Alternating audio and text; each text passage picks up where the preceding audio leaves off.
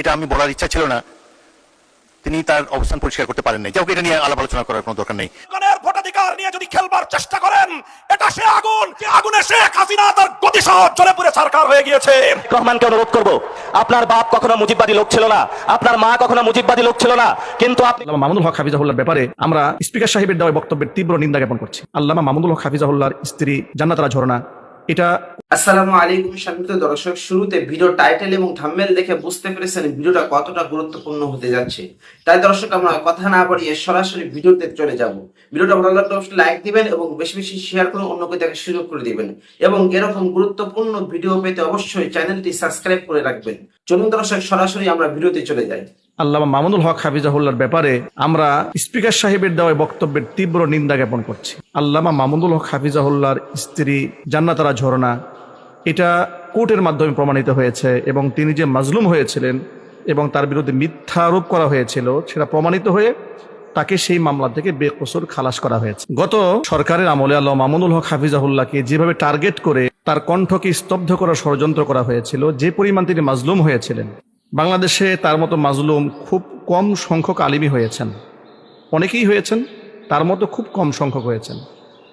রাষ্ট্রের সমস্ত ষড়যন্ত্র, একটি সরকার যখন একজন ব্যক্তিকে দমাতে চান, তারপর জুলুম এবং নির্যাতনের কী পরিমাণ স্টিম রোলার চলতে পারে, তার জ্বলন্ত দৃষ্টান্ত আপনারা দেখেছেন আল্লামা মামুনুল হক হাফিজাহুল্লাহর ব্যাপারে।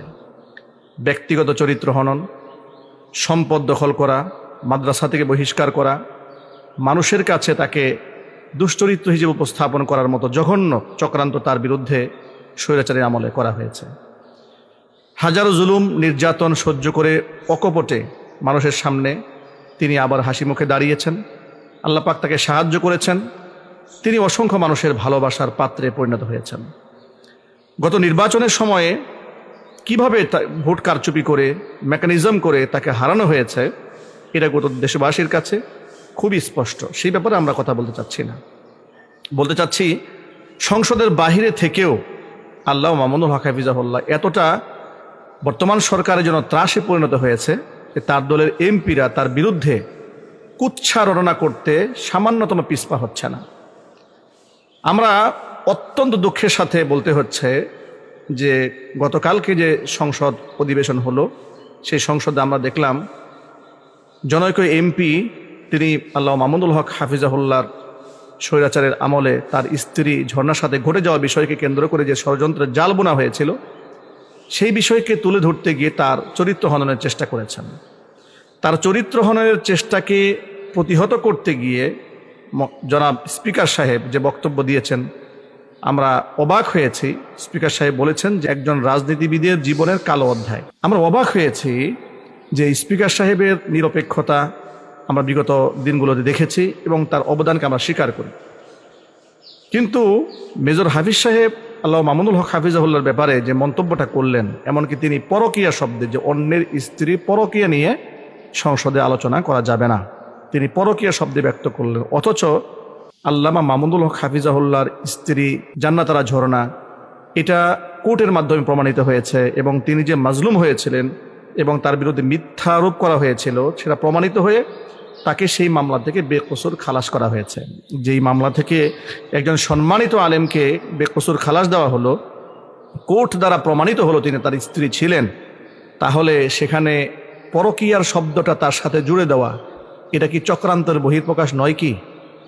কিংবা তাকে জড়িয়ে অন্যের স্ত্রী কিংবা পরকীয়া কিংবা একজন রাজনীতিবিদের জীবনের কালো অধ্যায় ইত্যাদি শব্দে ব্যক্ত করা, তারেক রহমানকে অনুরোধ করব, আপনার বাপ কখনো মুজিববাদী লোক ছিল না, আপনার মা কখনো মুজিববাদী লোক ছিল না, কিন্তু আপনি নব্য করে মুজিববাদের পাহারা হয়েছেন। এই মুজিববাদের পাহারাদার হয়ে যদি বাংলাদেশের জনগণের সামনে আপনি দাঁড়ান, আমরা যারা মুজিববাদের দোষর, তাদের সাথে এক সেকেন্ডের জন্য তাদের প্রতি আমরা আঘাতে পরোয়া করব না ইনশাআল্লাহ। আমরা বিএনপি ভাইদেরকে বলবো, বাংলাদেশে দুইটা পক্ষ, একটা হলো বাংলা পক্ষ আর একটা হলো ভারত পক্ষ। আপনারা যদি ভারত পক্ষে গিয়ে থাকেন, বাংলা পক্ষের সাথে আপনাদের কঠিন লড়াই হবে, এবং এই লড়াই যদি আপনাদের আবারই পতন হয়, তাহলে সেই পতনে আমাদের কোনো কিছু করার থাকবে না, কারণ আপনার পতন আপনি নিশ্চিত করছেন এখন ওরা আমাদেরকে বারবার বলে যে ছোট ছোট পোলাপাইন তাদেরকে নাকি ধমক দিয়ে কথা বলে। এই ধরনের অভ্যাস শেখ হাসিনার ছিল। আপনারা দেখেছেন পার্লামেন্টে দেশের অন্যতম প্রতিষ্ঠাতা আলেম আল্লামা মামুনুল হককে নিয়ে যেই ধরনের আওয়ামী লীগ কুরুচিপূর্ণ মন্তব্য করেছিল, তেমনি ভাবে বিএনপি সরকার আওয়ামী লীগের পথ ধরে একই কুরুচিপূর্ণ মন্তব্যের তারা আশ্রয় নিয়েছে। এবং সাথে সাথে তারা যে বিষয়টা জঘন্য কর্মকাণ্ড তারা করলো, তারা দেখলো বাংলাদেশে যতদিন আলেম ওলামা থাকবে, বাংলাদেশে যতদিন ইসলামের পক্ষের লোক থাকবে, বাংলাদেশে যতদিন নীতি নৈতিকতার লোক থাকবে, ততদিন তাদের চাঁদাবাজি, সন্ত্রাস, দুর্নীতি, ভারত নীতির তারা বিরোধিতা করতে যাবে। এই জন্য তারা বাংলাদেশের বাংলা পক্ষের শক্তিতে নিবৃত্ত করার জন্য ক্যারেক্টারের আশ্রয় নিয়েছে। যেই পথে তারা আশ্রয় নিয়েছে এই পথটা ছিল শেখ হাসিনার। এই জন্য আমি তারেক রহমানকে অনুরোধ করব, আপনার বাপ কখনো মুজিববাদী লোক ছিল না, আপনার মা কখনো মুজিববাদী লোক ছিল না, কিন্তু আপনি নব্য করে মুজিববাদের পাহারা হয়েছেন।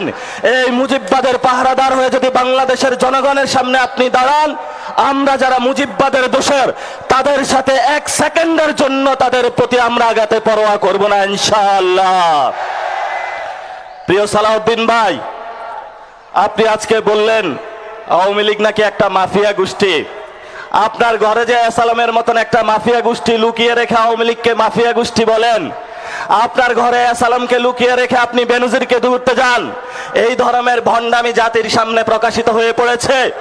এবং আপনি সংবিধানের আশ্রয় নিয়ে বাংলাদেশের জনগণকে বোকা বানানোর যে প্রচেষ্টা নিয়েছিলেন, সেটা আমরা হাতে কলমে দেখিয়েছি যে আপনি আবু জাহেলের মতন সংবিধানের আশ্রয় নিয়ে বাংলাদেশের মুক্তিকামী জনতার যে ঐতিহাসিক লড়াই, সেই লড়াইকে আপনি অস্বীকার করেছেন। মাননীয় অর্থমন্ত্রী, আপনি বাংলাদেশের সামনে, জনগণের সামনে যে বাজেট দিয়েছিলেন, সেই বাজেটের মধ্যে আমার খেটে খাওয়া শ্রমিকের কোনো অধিকার আমি বুঝে পাইনি। আমার তরুণ শ্রমিক যারা রয়েছে তাদের কোনো কর্মসংস্থানের আমরা কোনো সুযোগ পাইনি। আপনারা যে বাজেট দিয়েছেন সেই বাজেটের মধ্যে আমাদের নারীদের জন্য কোনো আমরা অধিকার পাইনি। আমরা বাজেট সম্পর্কে স্পষ্ট করেছি, এটা জনগণের ভোটাধিকার নিয়ে যদি খেলবার চেষ্টা করেন, এটা সে আগুন যে আগুনে আইয়ুব খান পুরো ছারখার হয়ে গিয়েছে। এটা সে আগুন যে আগুনে শেখ হাসিনা তার গতি সহ জ্বলে পুড়ে ছারখার হয়ে গিয়েছে। আরেকটি বিপ্লবের প্রয়োজন হয়, আরেকটি অভ্যুত্থানের প্রয়োজন হয়, সে অভ্যুত্থানের জন্য প্রস্তুত থাকবে তো? এই আগুনে হাত দিলে তারেক জিয়া এবং বিএনপি সরকার তোমরা জ্বলে পুড়ে ভস্মীভূত হয়ে যাবে ইনশাআল্লাহ। জনগণের অধিকার বাস্তবায়ন করেই আমাদের আন্দোলন ক্ষান্ত হবে ইনশাআল্লাহ।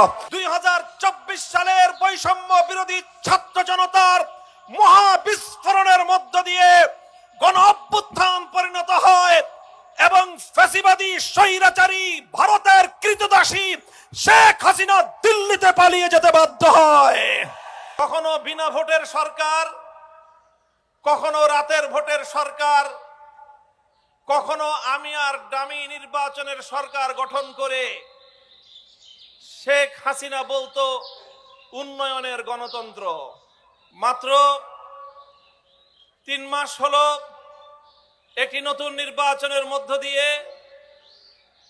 বাংলাদেশের মানুষের বহু প্রতীক্ষিত ভোটাধিকার প্রয়োগের ফসল একটি সংসদ গঠিত হয়েছে, একটি সরকার ক্ষমতার মসনদে বসেছে।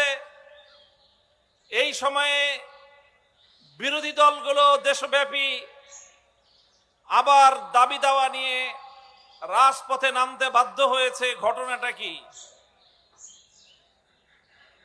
সংগ্রামী দেশবাসী, আমরা পরিষ্কার ভাষায় বলতে চাই, আমরা বিগত ফ্যাসিবাদী আমলে বাংলাদেশের মানুষের যে সম্মান এবং যে অধিকার আদায়ের জন্য সংগ্রাম করেছি, ফ্যাসিবাদী স্বৈরাচারী শেখ হাসিনা গণতন্ত্রের এক নতুন সংজ্ঞা বাংলাদেশের মানুষকে বোঝাবার চেষ্টা করেছিল। মানুষের ভোটের অধিকার কেড়ে নিয়ে কখনো বিনা ভোটের সরকার। দর্শক আজকে ভিডিও পর্যন্ত। ভিডিওটা ভালো লাগলে লাইক দিবেন এবং বেশি বেশি শেয়ার করে অন্যকে দেখা শুরু করে দিবেন। আসসালামু আলাইকুম।